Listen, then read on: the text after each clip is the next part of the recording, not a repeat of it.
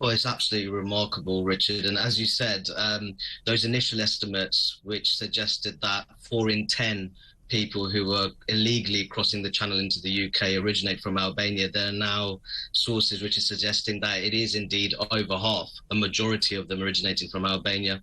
And as you say, Richard, we're not talking about a conflict-ridden territory here. The last time Albania experienced a conflict, I believe, I was 7 years old, back in 1997, the Albanian Civil War, which took place as, Albania was looking to transition from being an ex-communist country to a market economy. So it's ridiculous, really, isn't it? But the reality is actually much more scary and much more serious because, of course, actually, if you're in Albania, you can get a cheap visa, you can come here, you can work here under the Seasonal Agricultural Worker Scheme. So if you can come here legally, why would you pay 10 times more to come here dangerously and illegally? That's why I fear that these are foot soldiers for the criminal gangs. The Daily Mail ran a piece, I think it was yesterday, about essentially the Albanian mafia, these gangs that are taking over in a very violent and brutal way. So many of the drugs gangs, the criminal gangs in London and other cities. I mean, this is a serious threat to a peaceful nation. Oh, it's remarkable. Richard, I'd describe it as a profit-making criminal industry. There have been multiple separate people smuggling infrastructures which are operating in the UK, which have been identified. And institutions such as the National Crime Agency have to be given the resources and the powers to clamp down on those people smuggling infrastructures. And as you say, there are legal routes, which you've clearly mentioned, which could be utilised.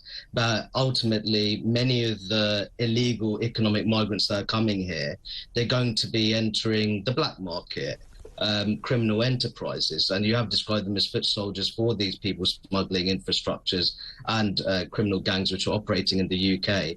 And everything has to be done to ensure that this doesn't go on. Because, I mean, Priti Patel, because of what I exposed 3 weeks ago, she rushed out a new knee-jerk policy, which was that Albanians coming across the channel would be immediately deported. There'd be some Albanian border force officers coming over to the UK to help with this. How much confidence do you have that the current Home Secretary will actually be able to make this happen? Well, I think it's worth seeing how effective this will be. But the reality of the matter is Priti Patel has been Home Secretary for some time. And during that time, I wouldn't say that our border security has been up to scratch. There've been serious questions to be asked in terms of how effective our deportation regime is. The whole situation at the channel very much undermines the credibility of our asylum system. Richard, you've done great work in this area. The reality is that the vast majority of these asylum seekers that are coming, they're on an illegal economic migration ticket.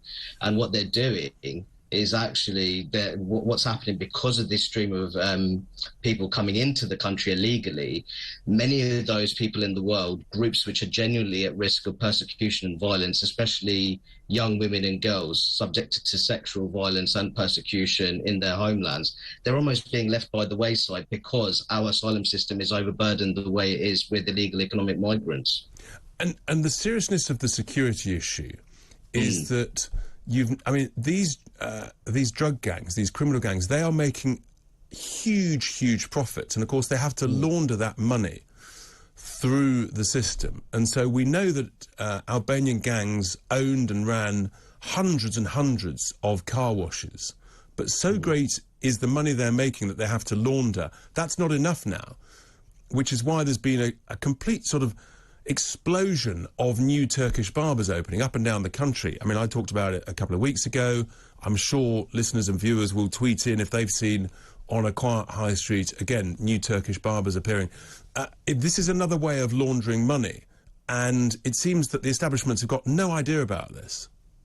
Well, I think on these kind of issues, the public authorities all too often, they're playing catch-up on the Richard, and I do feel that part of this process of clamping down on these people smuggling infrastructures which have taken root in the UK, there needs to be greater regulation and tracking of irregular financial flows in the UK, and that needs to be part of the process for sure.